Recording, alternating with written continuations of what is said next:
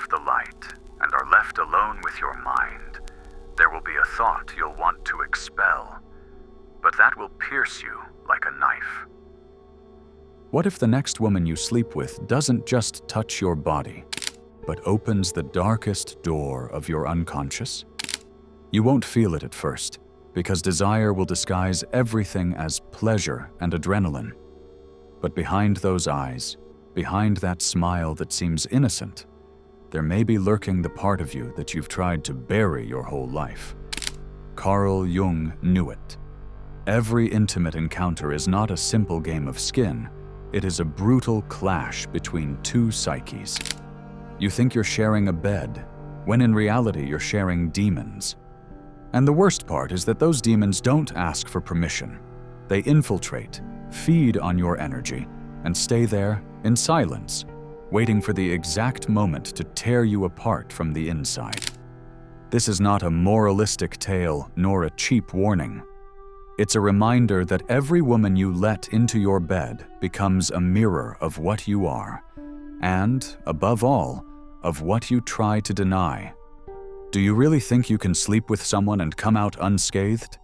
Do you really think physical contact doesn't drag with it memories, traumas, and ghosts? Jung called it the encounter with the shadow. That side of you don't want to look at, but that awakens in the touch of another's skin. Imagine this. You're there, breathing fast, convinced you're in control of the situation. But deep down, your unconscious begins to crack. And from those cracks, fears, dependency, and obsession sprout. You tell yourself it's just an adventure, a passing game. And the next day, when you think it's all over, you discover she's still with you. Not in your bed, but in your mind. You've been marked. And that mark doesn't fade easily. Do you still think sleeping with a woman is an act without consequences? Wait. Because what comes next will make you feel the vertigo of being about to leap into the void every time you look into someone's eyes before undressing. And here's what almost no one dares to admit. When you join with a woman, you don't just share your body, you share your entire history. What you exchange are not caresses, but invisible memories, emotional imprints, energies that travel without asking permission. Jung warned that the collective unconscious is not an abstract theory. It is a real ocean that connects our souls.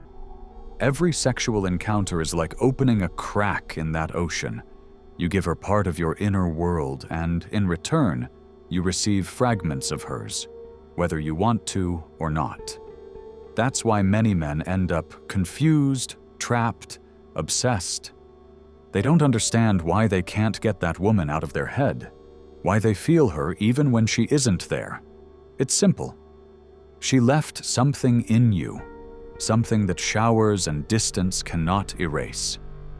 The problem is you never see the bill at the moment. You think it was just a fleeting instant of pleasure, but what really happened was a profound exchange of symbols, archetypes, shadows. And that exchange begins to mold your life silently. Suddenly you adopt her fears, drag along her frustrations, even carry wounds that aren't yours. You don't notice because your ego keeps telling you you're still yourself. But deep down, your psyche has already changed. And what's more terrifying, that transformation can drag you into repeating patterns that aren't even yours. This is where what Jung called projection comes in. You think you're falling in love with her, that something special attracts you, but in reality what you see is a part of yourself you had never faced. She becomes a screen, a reflection of your own unconscious. The question is, what happens when that reflection isn't what you expected? What happens when what appears isn't tenderness or complicity, but lack, dependency, emptiness? That's when the bed becomes a trap, because you're no longer with her. You're trapped with yourself, with a part of you you tried to repress for years. And here comes the most unsettling twist. Many men get lost in women they never truly knew. Because what they love, what they chase, isn't her. It's the image their unconscious projected onto her. And of course, when reality doesn't match that image, the castle collapses and you fall with it. That's why Jung insisted, knowing a woman is facing your own unconscious disguised as another's face. And that confrontation doesn't always end well. Now tell me, do you really still think sleeping with someone is something light? Do you really still believe there's no risk? Because the real danger is not what happens in bed, but what you awaken in your mind after leaving it. Sex. Everyone thinks they understand it, but few know what really happens in there. Because beyond the sweat, the contact, and the moans, there is a hidden language that isn't written with words, but with archetypal symbols engraved deep within our psyche.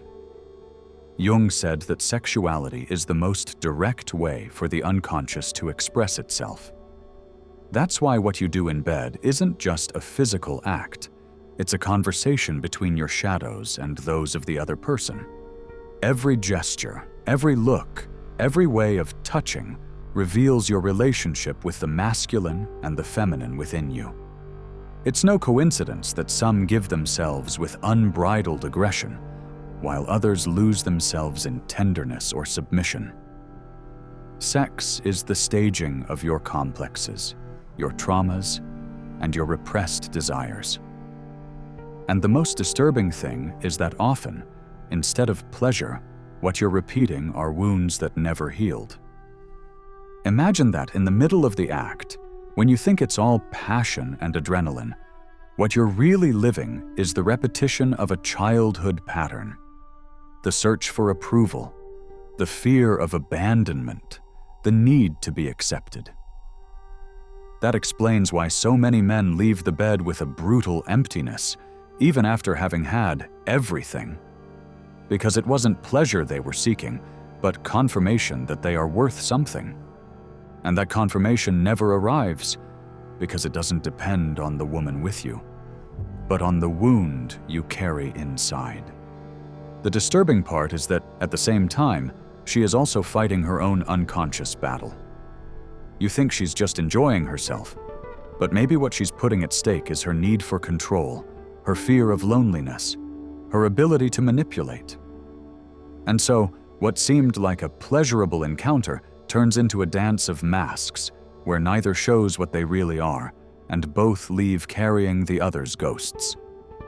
Sex is power, but not in the superficial sense we usually think. It is power because it awakens the most primitive, because it connects with the part of you that not even you control. That's why it can be healing, or it can be destructive.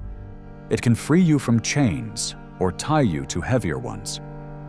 Everything depends on who you share it with, and whether you are aware that, deep down, you are not naked in body, but naked in soul.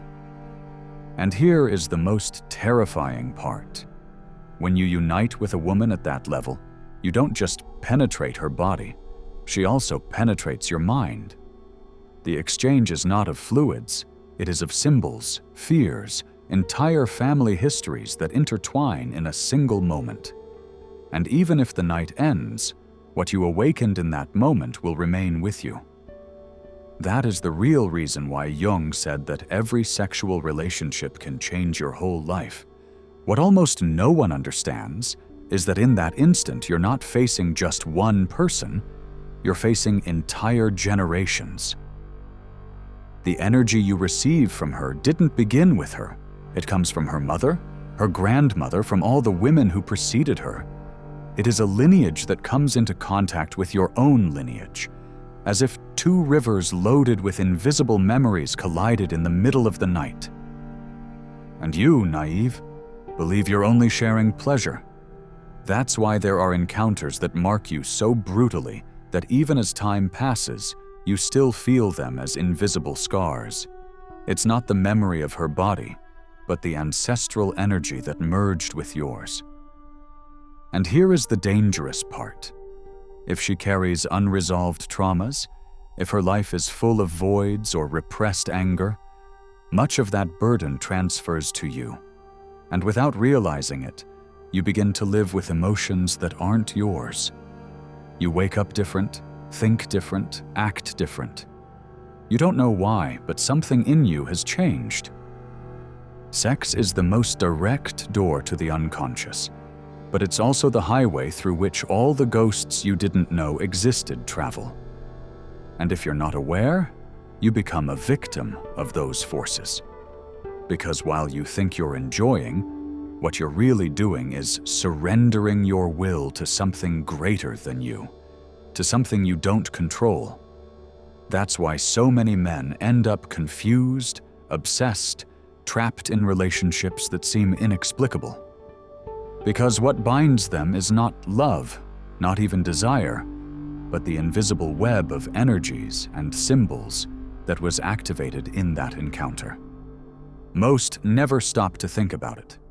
They believe sex is a release, a pastime, a valve. And they don't understand that every orgasm is a pact, an exchange that leaves marks deep in their being. And those marks, if you don't know how to read them, end up dominating your life. That's Jung's warning, and it's the warning almost no one wants to hear. And if you thought all this was enough to unsettle you, wait, because what comes is even more disturbing. Have you ever wondered why certain people seem addicted to sex, as if nothing in the world could fill them? It's not just about physical pleasure, nor about the constant search for novelty. In reality, what they're chasing is contact with the divine, though in a distorted way. Jung warned, sexual energy is the same energy that drives human beings toward spirituality. The problem is, when you don't channel it toward creation, toward art, toward transcendence, it becomes an obsession that consumes. Every time you seek sex as an escape, what you're doing is anesthetizing the emptiness instead of understanding it. That anxiety that pushes you to seek new bodies is not hunger for pleasure, it is hunger for meaning. But the unconscious is cunning. It makes you believe another face, another skin, another experience will quench that thirst. And the only thing you achieve is sinking deeper into dependency. Because the brutal truth is that you don't desire that woman. You desire what you believe she can give you. A truce with your own demons. Now think about this. When sex becomes addiction, your psyche begins to treat the woman not as a human being, but as a symbol. She ceases to be herself. She becomes a container for your shadow. And there lies the real danger, because when you reduce someone to a symbol of your emptiness, what you're really doing is feeding even more the inner beast that is never satiated. That's why the more you search, the more unsatisfied you remain. Misunderstood sex doesn't just consume your energy, it consumes your soul. Each hollow encounter takes you a little further from yourself, disconnects you from the possibility of experiencing the sacred that beats behind authentic union. Because yes, sex can be divine. It can be the doorway to a higher state of consciousness, but only if you do it from truth, not from lack. Jung knew that eros was much more than desire. It was the force that could unite you with the deepest meaning of life. But if you use it as a drug, eros becomes your executioner. And here's where you should stop and think. Are you using sex as a bridge to something higher, or as a trap that drags you lower? Because every decision in bed defines much more of your destiny than you imagine. And what today seems like a fleeting adventure, tomorrow can be the chain that prevents you from growing. And now that you've come this far, you have to face the most uncomfortable question of all. Are you willing to accept the price of what it means to sleep with someone? Because sex is not a game. It never was. It is a silent ritual, a pact without contracts, a journey to the depths of yourself, in which every woman you touch leaves invisible marks on your psychic skin. Maybe until today, you thought you controlled desire, that you dominated each encounter. But the truth is that desire has always played with you. And while you thought you were winning, It was you who was slowly losing your essence. The great danger is not her body, not her presence. The real danger is what she awakens in you, what she activates in your shadow, what she uncovers in your unconscious. Because every orgasm is an internal earthquake, and what collapses doesn't always rise again the same. That's why before giving in to the impulse, you should ask yourself, am I ready for what I'm about to open within me? And now that we've made it this far, before we continue, I want to present the following to you. Our book, The Formula of Awakening, is now available. Do you feel like there's something inside you that wants to awaken, but you don't know where to start? Then I invite you to transform your way of thinking, and with it, your way of living. Discover who you can become. Start today. The link to get the ebook is in the first pinned comment of this video. Grab your copy now at a great price. With that said, let's continue with the video. Because in that moment, you're not just with another person, you're also with all the ghosts you've wanted to ignore. And once they awaken, they don't fall back asleep easily.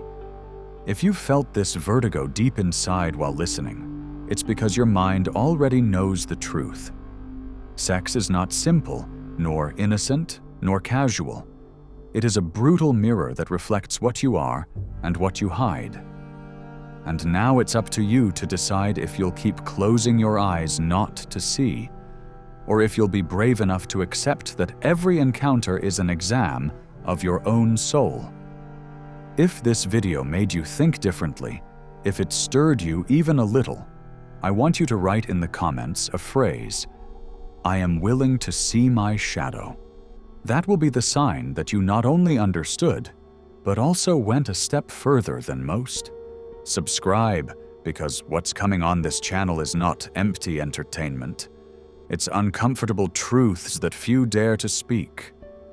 Here you'll find what no one wants to tell you, but what your unconscious needs to hear. And now I'll leave you with something you probably didn't expect. The next time you're about to sleep with a woman, remember that you're not just undressing before her, you're undressing before yourself. Are you ready to face your own reflection? See you next time, if you dare to return.